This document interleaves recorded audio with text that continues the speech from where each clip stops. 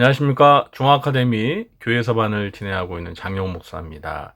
2주 만에 찾아뵙게 되었습니다. 먼저 지난주에 휴강한 거 죄송하다는 말씀을 드려야 할 것 같습니다. 제가 2주 전에 이제 앞으로는 휴강을 안 하겠다고 말씀드렸는데 또 한 주 지나서 휴강을 하게 되었습니다. 정말 죄송하고요. 제가 요즘에 여러 가지 맡고 있는 일들이 있다 보니까 좀 분주해서 목요일 날 가급적 휴강을 안 하고 강의를 하려고 했는데요. 시간이 여의치 않았습니다. 그래서 이제는 제가 앞으로는 뭐 휴강을 안 하겠다 이렇게 장담을 못 할 것 같아요. 네, 또 언제고 시간이 여의치 않으면 제가 휴강을 할 수도 있을 것 같습니다. 우리 성도님들께서 좀 양해해 주시고요. 휴강을 하게 되면 문자로 공지를 하도록 하겠습니다. 오늘 5번째 시간인데요. 제가 준비한 강의안 보시고 강의를 진행하도록 하겠습니다. 네, 오늘은 초대교회사 5번째 시간 기독교를 향한 계속되는 박해라는 제목으로 강의를 시작하도록 하겠습니다. 초대교회사에 참 많은 박해들이 있었습니다. 그런데 기독교를 향한 이런 박해들은 사실 이미 예수님께서 신약 성경에 박해가 있을 것을 예언하셨습니다. 그래서 마태복음 5장 10절 11절에 보면은요, 의를 위하여 박해를 받은 자는 복이 있나니 천국이 그들의 것임이라. 나로 말미암아 너희를 욕하고 박해하고 거짓으로 너희를 거슬러 모든 악한 말을 할 때에는 너희에게 복이 있나니. 이렇게 말씀하시면서 예수님을 믿는 신자들은 예수님 때문에 욕을 당하거나 박해를 받는 일이 있을 것이다. 그럴 때 너희들은 기뻐해라. 이렇게 말씀을 하셨죠. 또 마가복음 13장 13절에서도 또 너희가 내 이름으로 말미암아 모든 사람에게 미움을 받을 것이나 끝까지 견디는 자는 구원을 받으리라고 말씀하셨습니다. 예수님으로 인해서 모든 사람에게 미움을 받으면서 박해를 받을 텐데 끝까지 견뎌야 한다고 말씀하셨습니다. 또 디모데후서 3장 12절에서는 사도 바울이 무릇 그리스도 예수 안에서 경건하게 살고자 하는 자는 박해를 받으리라. 당연히 우리 모든 신자들이 경건하게 살아야겠죠. 그런데 그렇게 경건하게 살게 되면 박해가 온다는 것입니다. 그러니까 박해를 각오하고 신앙생활 하라는 말이죠. 또 베드로전서 5장 9절에도 너희는 믿음을 굳건하게 하여 그를 대적하라. 이는 세상에 있는 너희 형제들도 동일한 고난을 당하는 줄을 알미라. 사도 베드로가 이 베드로전서를 기록할 당시에 많은 기독교 신자들이 이미 세상 속에서 고난과 박해를 경험하고 있었습니다. 이러한 것들을 볼 때 초대교회사 그 역사 가운데 기독교가 점점 세상으로 이제 선교가 이루어지면서 기독교인들에 대해서 많은 박해가 있었다라는 사실을 보게 됩니다. 자, 그러면 두 번째로 박해의 주체 그리고 박해를 받게 된 원인이 무엇인가를 좀 살펴보도록 하겠습니다. 박해의 주체는 크게 둘로 나눌 수 있습니다. 유대인들 그리고 로마 제국 황제들이라고 이렇게 볼 수 있는데요. 초기에는 주로 그 유대인들이 기독교인들을 많이 박해했습니다. 기독교가 유대교와 달리 율법을 부정하고 또 나사렛 예수를 하나님의 아들로서 또 그리스도로 신격고 한다고 유대인들은 생각을 했기 때문에 복음을 전하는 사도들과 기독교인들을 박해했습니다. 지난번 강의 때 이제 기독교와 유대교가 처음에는 그 같은 뿌리를 공유했지만 시간이 점차 지남에 따라 각자 다른 길을 갔다고 했죠. 그래서 유대교를 신봉하는 유대인들이 이 기독교를 그 자기들과 다른 종교로 간주하고, 그러니까 어떻게 보면 유대교에서 떨어져 나간 이단으로 유대교 신자들은 생각을 했겠죠. 사도 바울도 처음에는 그렇게 생각을 하고 예수님을 믿는 그리스도인들을 박해하지 않았습니까? 그들의 관점에서는 기독교가 그 유대교의 정체성, 유대교의 근간이라고 할 수 있는 그 모세오경을 비롯한 율법을 부정한다고 생각한 것입니다. 물론 기독교가 율법 자체를 부정하는 것은 결코 아닙니다.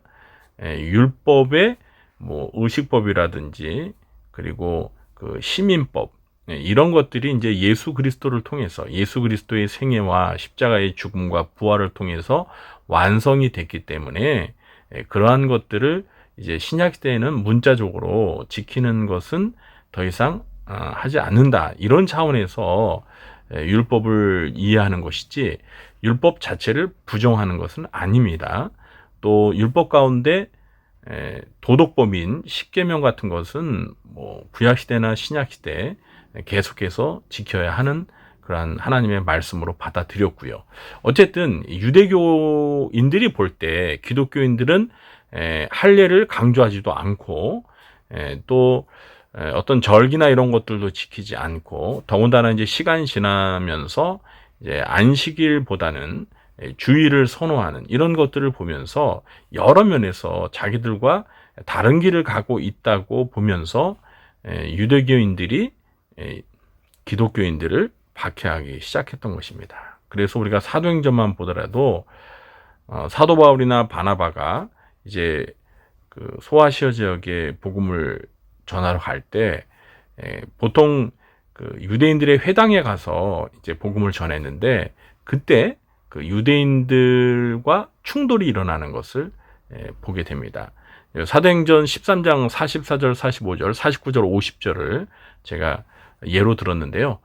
그 다음 안식일에는 온 시민이 거의 다 하나님의 말씀을 듣고자 하여 모이니 유대인들이 그 무리를 보고 시기가 가득하여 바울이 말한 것을 반박하고 비방하거늘 주의 말씀이 그 지방에 두루 퍼지니라. 이에 유대인들이 경건한 귀부인들과 그 신의 유력자들을 선동하여 바울과 바나바를 박해하게 하여 그 지역에서 쫓아냈다. 이렇게 기록하고 있죠.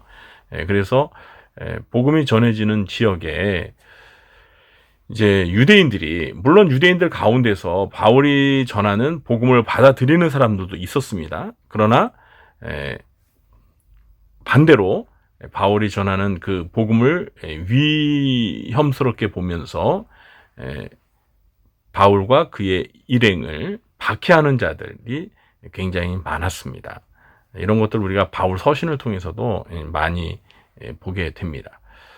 그리고 이제 두 번째는 이 박해의 주체가 로마 제국의 황제들 그리고 로마의 관리들로 이렇게 바뀝니다. 로마 제국은 제국 내 각 나라와 민족의 종교들을 대부분 그 인정하는 정책을 펼쳤습니다. 그래서 1세기 중반까지는 로마 제국은 기독교를 유대교의 한 분파로 생각을 해서 제국 내에서 이렇게 복음을 전하고 기독교인들이 신앙생활하는 것에 대해서 어느 정도 관대하게 허용을 해 주었습니다. 그러나 점차 다음과 같은 이유들로 인해서 로마의 황제들이 기독교를 박해하기 시작했는데요. 이제 요 다음서부터 제가 설명을 드리겠지만 이 박해는 1세기 중반서부터 시작해서 4세기 초에 기독교가 로마 제국 내에서 이제 공인될 때, 종교로서 공인될 때까지 이 박해가 거의 300년 동안 지속되었습니다. 자, 그러면 어떤 이유로 인해서 로마 제국의 황제들이 기독교를 박해하게 되었는지 설명을 드리도록 하겠습니다. 크게 5가지 이유로 설명드릴 수 있겠는데요. 먼저 첫 번째 이유는 무신론적인 종교로 기독교가 받아들여졌습니다. 왜 이렇게 무신론 종교로 취급을 받았냐면요. 로마에는 이제 그리스 신화서부터 로마 신화까지 많은 신들이 있죠. 그래서 로마인들은 로마의 신들을 섬기는데 기독교는 그 로마의 신들뿐만 아니라 모든 신들을 다 부정하잖아요. 그리고 오직 기독교가 믿는 하나님, 예수 그리스도, 또 뭐 성령님 이렇게 거의 유일신 신앙, 오직 자기들이 믿는 하나님만이 참 신이라고 믿고 다른 모든 신들은 다 부정하지 않습니까? 그래서 로마인들이 볼 때는 기독교인들은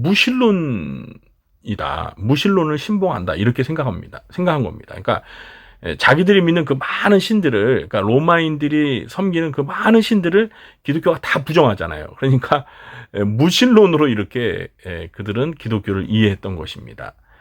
사실 우리 기독교는 무신론적인 종교는 아니죠. 오직 신은 한 분, 하나님밖에 없다는 그런 유일신. 또 유대교랑은 좀 다릅니다. 유대교는 여호와 하나님만을 믿는데 이제 기독교는 삼위일체 하나님이죠. 당연히 그 여호와 하나님을 믿지만 하나님의 아들이신 성자 예수 그리스도도 신으로 받아들이고, 또 하나님의 영이신 그리스도 영이신 성령님도 하나님으로 받아들여서 삼위일체 신관을 가지고 있는 그런 종교입니다. 그래서 기독교는 신을 부정하는 것이 아니고 참신은 오직 한 분밖에 없다라는 그런 신앙을 가지고 있는 거죠. 그런데 어쨌든 로마인들이 볼 때는 기독교가 무신론적인 종교로 보았던 것이죠. 그래서 자기들이 믿는 신을 이제 기독교인들이 부정하니까 기독교인들에 대해서 자연스럽게 박해가 주어졌던 겁니다.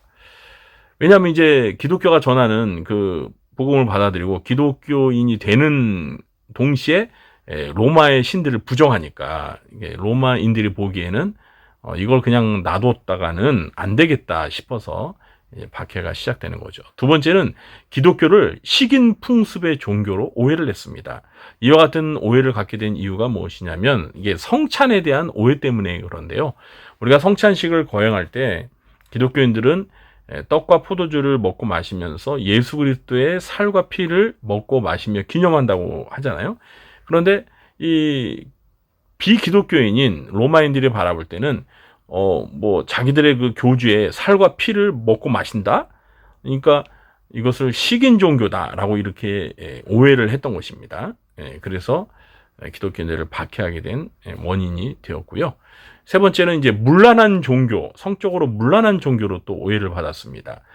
기독교인들은 친가족이 아니어도 서로가 영적인 가족으로서 형제, 자매, 뭐 부모 이렇게 서로 가족같이 가까이 지내지 않았습니까? 그리고 또 바울의 서신들을 보면 너희가 서로 거룩하게 입맞춤을 하라 그러잖아요. 물론 이제 그 입맞춤이 이제 뭐 남자들도 남자들끼리, 여자들도 여자들끼리 이렇게 입맞춤을 하는 것인데, 이게 이제 서로 사랑의 교제를 나누면서 형제로 받아들이는 그 형제의 표현이거든요. 그런데 이런 것들을 보면서 기독교인들은 성적으로 문란하다. 저들은 서로 가족도 아닌데 서로 가족들처럼 형제 자매로 부르면서 그렇게 성적으로 문란한 그런 집단이다, 이렇게 또 오해를 하면서 기독교를 박해하게 되었습니다. 그리고 네 번째는 이게 참 기독교가 박해를 받게 된 그 주요 원인 중에 하나인데요. 황제 숭배 사상을 기독교인들은 철저히 배격했기 때문입니다. 이 로마 황제들이 이제 자신의 그 권력을 절대 권력화하다 보니 자기를 로마 황제를 신으로 받드는 그런 이제 정책을 펼친 것입니다. 그런데 기독교인들은 그럴 수는 없잖아요. 기독교인들이 철저히 배격하는 것이 우상 숭배 아닙니까? 근데 어떻게 로마 황제가 주가 될 수 있고, 그리고 로마 황제를 어떻게 신으로 그렇게 숭배할 수 있습니까? 그러니까 기독교인들은 오직 예수 그리스도만이 우리의 주인이시고 우리의 주이시고 하나님과 예수님 그 분만이 우리에겐 신이다라는 신앙 고백을 포기하지 않기 때문에 이 황제 숭배 사상을 배격하는, 그러다 보니 로마 황제들이 기독교를 좋아할 리가 없죠. 그래서 기독교를 박해하게 된 것입니다. 다섯 번째는 로마를 전복하는 세력으로 그렇게 오해를 했는데요. 이제 기독교 신자들은 자신들을 가리켜서 예수 그리스도를 믿고 따르는 그리스도의 군사라고 이렇게 자신들을 불렀습니다. 그러다 보니 이 로마 황제나 로마 제국의 관리들이 이 기독교들이 우리를 향해서 뭔가 또 전쟁을 벌이려고 하는 건가? 로마 제국에 대해서 적대적이면서 그들이 어떤 군대 세력을 형성해서 로마를 또 공격해 오려고 하지 않은가? 이런 염려 속에서 또 기독교인들을 향해서 박해가 또 가해지게 되었던 것입니다. 이렇게 5가지 이유로 인해서 초대교회 역사에서 기독교인들이 점차 또 극심하게 박해를 받게 되었다는 것입니다. 물론 대부분이 사실 그 기독교에 대한 잘못된 오해로 인해서 빚어진 것들이었죠. 자, 그리고 세 번째, 이 로마 제국 당시에 로마 황제들에 의해서 기독교에 박해가 주어졌는데요. 보통 10명의 로마 황제들에 의해서 기독교가 박해가 가해졌는데, 이것을 이제 초대교회사에서는 10대 기독교 박해라고 합니다. 그래서 맨 먼저 로마 제국 황제들 가운데 기독교를 처음으로 박해한 황제는 우리가 잘 아는 네로 황제입니다. 이 네로 황제가 로마 황제로 있을 당시에 로마 시에 대화재가 발생을 했습니다.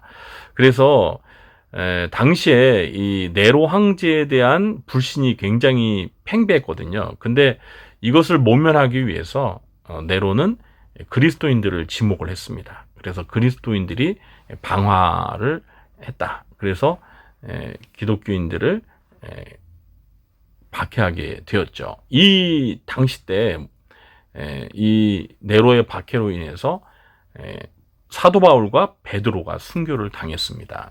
그러니까 커다란 타격을 받은 거죠. 바울과 베드로는 뭐 그때 당시에 초기 기독교의 엄청난 지도자들 아닙니까? 그들이 네로 황제 박해 때 순교를 당하는 그러한, 기독교로 보면 엄청난 영적인 손실을 본 것이었죠. 그래서 네로 황제가 당시에 기독교인들에게는 뭐 적그리스도로 그렇게 여겨지기도 했습니다. 두 번째 박해는 도미티안 황제 때인데요. 이 도미티안 황제 때 예수님의 제자 가운데 안드레, 그리고 마가복음을 기록한 마가, 그리고 빌레몬서에 나오는 오네시모가 순교를 당했고요. 또 우리가 잘 아는 사도 요한이 반모섬으로 유배를 가게 되었습니다. 그러니까 사도 요한을 죽이려고 했는데 자꾸 기적적으로 요한이 죽지 않자 이제 두려움을 느끼고 반모섬으로 요한을 이제 유배를 보낸 것입니다. 그래서 요한이 이제 반모섬으로 유배를 갔다가 거기서 요한계시록을 이제 쓰게 된 것이죠. 네. 그리고 세 번째 박해는 트라얀 황제 때인데요. 이 트라얀 황제는 그래도 기독교인들에 대해서 이제 박해를 하긴 했는데 그래도 점잖게 박해를 했습니다. 그래서 기독교인들 가운데 이제 변절자들은 관용을 베풀면서, 그리고 이 법적으로 고발된 건들만 처리하면서 기독교인들을 박해했어요. 그러니까 이 트라얀 황제는 뭐 사실 그 로마라는 제국이 법이 굉장히 잘 정비된 그 나라였거든요. 그래서 법을 중시했습니다. 나름대로. 그래서 이 트라얀 황제도 로마 법을 황제가 잘 따르면서 기독교인들을 박해는 하되 고발된 것만 처리하면서 기독교인들을 박해했고, 그리고 기독교인들을 회유를 해서 이제 기독교를 포기하겠다라고 하면 얼마든지 관용적으로 용서를 했어요. 그러니까 박해는 하되 점잖게 박해를 했다고 볼 수 있겠습니다. 그리고 네 번째 박해가 마르쿠스 아우렐리우스 때 박해가 있었는데, 이때 박해가 매우 심했습니다. 그래서 국가의 중요 행사에 기독교인들을 막 희생제물로 바치기도 하고 굉장히 그 박해가 심했어요.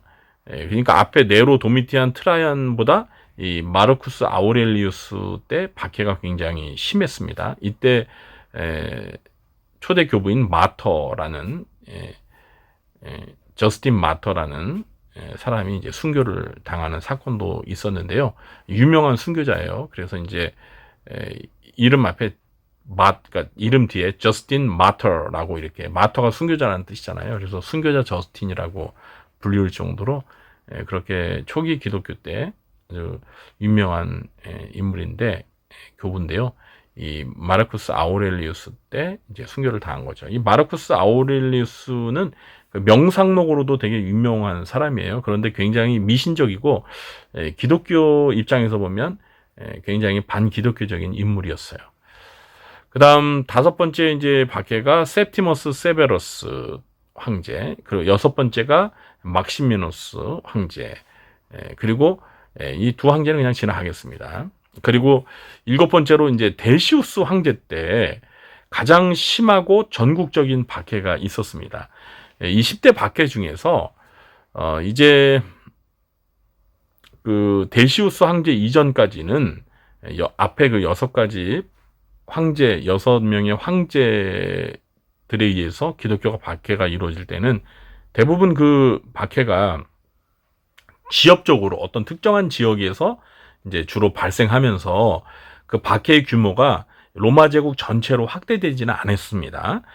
요 마르쿠스 아우렐리스 때 좀 박해가 심하기는 했지만 이것도 로마 제국 전체에 미쳤던 것은 아니었었어요. 그런데 이제 데시우스 황제에 와서 거의 이제 3세기 중반에 와서 이것이 로마 제국 전체로까지 확대돼서 로마 제국 전체 그 내에 있는 기독교인들에게 아주 대대적인 박해가 가해지면서 엄청나게 많은 기독교인들이 또 박해를 받고 또 순교를 당하는 일이 벌어졌습니다. 이 데시우스는 기독교인들을 이제 회유를 합니다.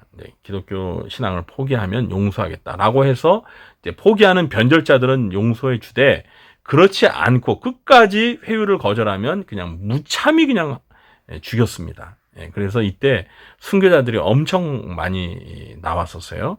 그리고 8번째는 발레시안, 9번째 올레리안 이런 황제들 때도 역시 박해가 있었고, 그 다음에 이제 10번째 디오클레티안 황제 때 데시우스 황제처럼 이 10대 박해 중에 가장 심한 그리고 전국적인 박해가 있었는데요.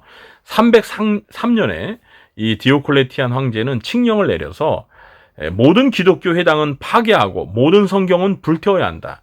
그리고 모든 기독교인들은 공직과 시민권을 박탈당하고 신들에게 희생제물로 드려져야 한다. 이렇게 로마 제국 내에 이런 칙령을 발표해가지고요. 기독교인들을 엄청 박해했습니다. 이렇게 로마 제국 당시에 이제 초대 교회사에 이 10대 기독교 박해가 있었는데요. 뭐 아주 하나하나 자세하게 살펴보진 않았지만 이런 로마 황제들이 아까 말씀드린 그 5가지 이유들로 인해서 기독교인들을 심하게 박해했다라는 것을 우리가 알 수 있습니다. 자, 다음은 이제 3번째 박해의 흔적과 영향.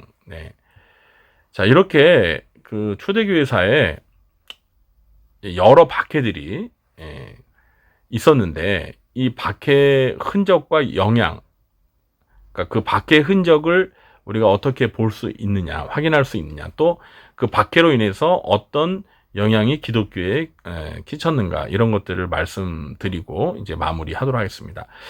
먼저 카타콤이 박해의 흔적입니다. 그러니까 초대교회사에 기독교가 박해를 받았다는 것을 확실히 보여주는 그런 유적지라고 하겠죠.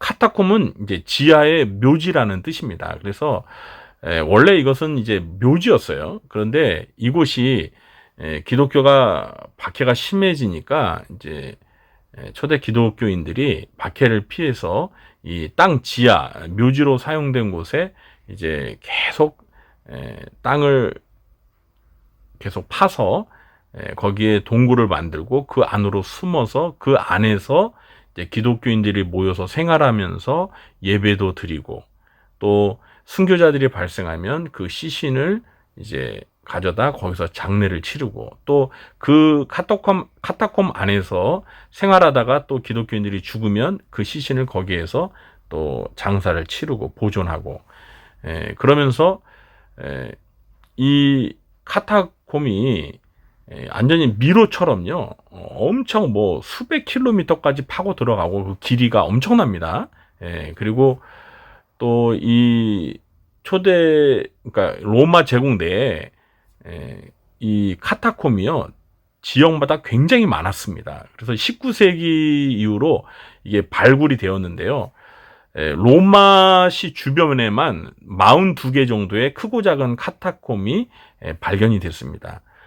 그리고 아직도 발견되지 않은 그런 카타콤들이 많이 있을 거로 추정이 되고요. 발굴을 하다 보니까 이게 정말 뭐 미로처럼 뭐 엄청나게 뭐 이게 미로화되어서 자칫 잘못하면은 그 들어갔다가 카타콤에서 나오지 못하는, 길을 찾지 못하고 나오지 못할 정도로 그렇게 카타콤이 그 지하 안에 그렇게 형성이 된 거예요. 이제 그렇게 미로처럼 만든 것도 일부러 의도한 거겠죠. 왜냐하면 로마 황제가 이제 기독교인들을 색출하기 위해서 또 카타콤 같은데 이제 들어왔을 때 이제 미로니까 이제 들어갔다가 또 길을 몰라가지고 이제 못 나오는 경우도 생길 수 있으니까 그렇게 일부러 미로처럼 만들어서 이제 기독교인들만이 그 안에서 안전하게 거처로 지낼 수 있도록 그렇게 의도적으로 한 것이죠. 그래서 이제 그 카타콤 제가 여기 하나 사진 한 장 여기다 실었는데요. 거기 보시면 이제 이렇게 동굴처럼 이렇게 돼 있죠. 좌우에 막 이렇게 안에 동굴이 있고 또 그 안에도 구멍이 뚫려 가지고 막 이렇게 동굴들이 있습니다. 길이 있고. 그래서 이런 곳에서 이제 생활하고 또 이런 곳에서 또 죽은 신자들을 거기다 장사를 치러서 시신을 보존하고 그랬던 거죠.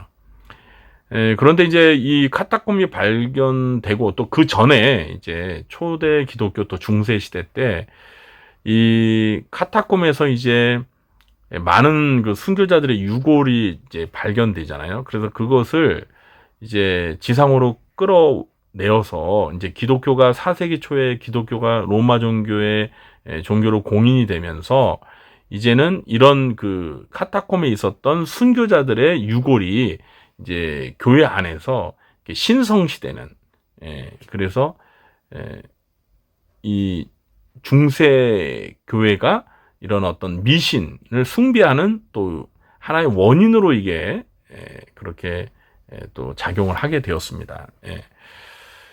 그러니까 순교자들의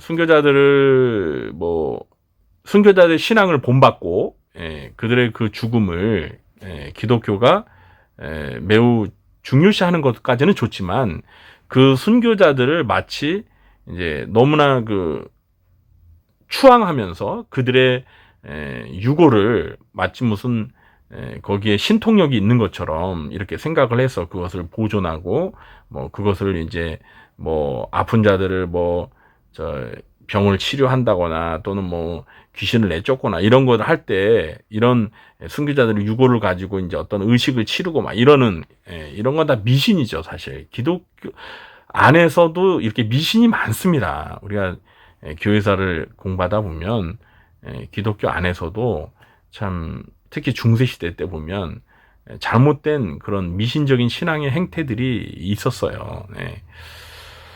그 다음 두 번째는 이 박해로 인해서 수많은 순교자들이 발생을 했다는 거예요.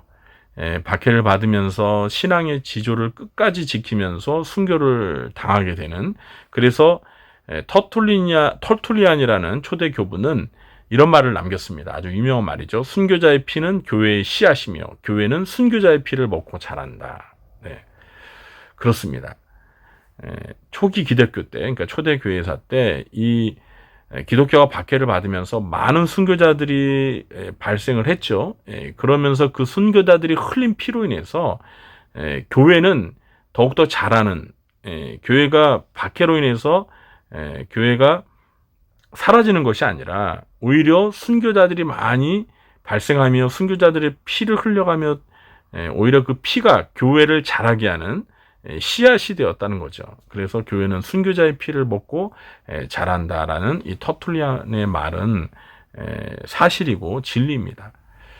그래서 이제 초대교회사에 유명한 순교자들이 굉장히 많은데, 이제 대표적으로 제가 뭐 이그나티우스, 폴리갑, 저스틴, 키프리안 이런 사람들이 이제 초대교회사에서 이들의 그 순교 와 관련된 여러 가지 일화들이 아주 은혜스럽게 또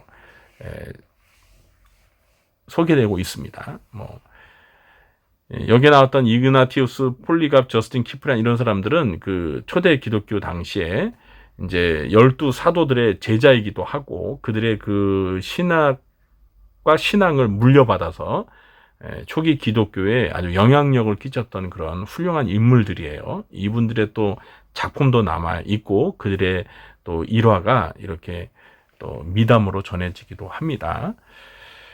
그 다음 세 번째는 이제 이 박해, 기독교 박해로 인해서 긍정적인 영향으로 이제 수많은 순교자들이 발생하기도 했지만, 또 부정적인 영향이 끼치기도 했습니다. 많은 변절자들, 배교자들이 발생을 했어요.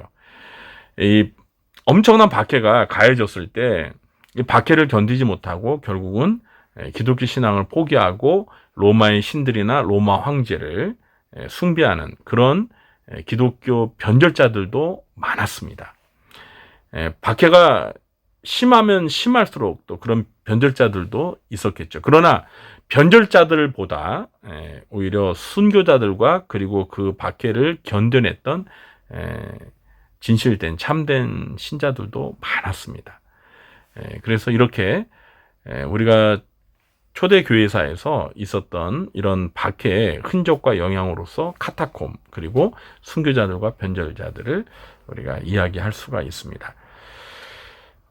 오늘날은 이렇게 초대교회 때 있었던 그런 박해가 우리가 살고 있는 이 시대는 거의 사라졌죠. 네. 물론 저 북한 같은 데는 아직도 기독교를 부정하고 또 교회를 또 신자들을 박해하기 때문에 북한에서는 기독교 신앙을 가지게 되면 죽게 되고 또 박해를 받게 되는 일이 있습니다. 그러나 우리 대한민국은 이제 헌법으로 신앙의 자유가 보장되기 때문에 이런 그 초대교회 사이에 있었던 이런 박해는 거의 없죠. 그러다 보니 이제 박해가 없는 것이 참 감사한 일이죠. 평화롭게 우리가 신앙생활 한다는 건 참 감사한 거예요. 그러나 우리가 그러다 보니 너무 세속적으로 우리의 신앙이 변질되면서 정말 이런 때 박해가 있게 되면 기독교인들이 과연 이 초대교회 그 순교자들처럼 순교자적인 신앙을 가지고 신앙을 지킬 수 있을까? 이것은 또 한번 생각해 봐야 될 것 같아요. 물론 우리나라도 20세기 초반에 이제 일제 강점기 때 일제로부터 신사 참배 등 여러 가지 박해를 받았죠. 그때 주기철 목사님과 같은 또 순교자들이 있었고, 또 공산주의가 이제 그러니까 6.25 전쟁 이런 때 또 공산주의로 인해서 또 그 손양원 목사님과 같은 순교자도 있었습니다. 과연 이제 앞으로 또 예수님이 재림하시기 전에 전 세계적으로 커다란 대환란이 있을 텐데, 이때도 우리가 정말 순교자적인 신앙을 가지고 우리의 신앙을 지켜야 하는데, 과연 오늘날 우리 대한민국의 기독교인들이 얼마나 그 신앙의 순수성을 가지고 신앙의 지조를 지킬 것인가, 이거는 아무도 장담할 수 없죠. 그러나 우리가 정말 진실된 신자라면 이런 고난과 박해가 오더라도 우리의 신앙을 끝까지 고수하고 정말 순교의 자리까지 갈지라도 우리의 신앙을 포기해서는 안 된다라는 이러한 마음의 다짐과 각오를 이제 초대교회사를, 특히 초대교회사의 기독교 박해 역사를 보면서 마음에 다지는 그런 시간을 가져야 할 줄로 믿습니다. 어쨌든 우리가 초대교회사를 보면서 이렇게 박해를 견뎌내면서 기독교는, 교회는 이렇게 전 세계적으로 확대가 되는 그러한 일들이 있었고, 마침내 이제 4세기 초에 기독교가 로마의 이제 국교로 공인이 되는 그러한 결과를 낳게 되었습니다. 그래서 기독교는 박해가 있으면 있을수록 오히려 더 강해진다. 약해지는 것이 아니라, 물론 변절하는 자들도 있지만 교회는 박해가 있을수록 더 단단해지고 강해진다. 이것이 이제 초대교회에서 우리가 얻게 되는 그러한 역사적 교훈이라고 할 수 있겠습니다. 오늘은 여기까지 하겠습니다. 네, 강의 들어주신 여러분 감사합니다. 평안한 밤 되시고요. 저는 다음에 찾아뵙도록 하겠습니다.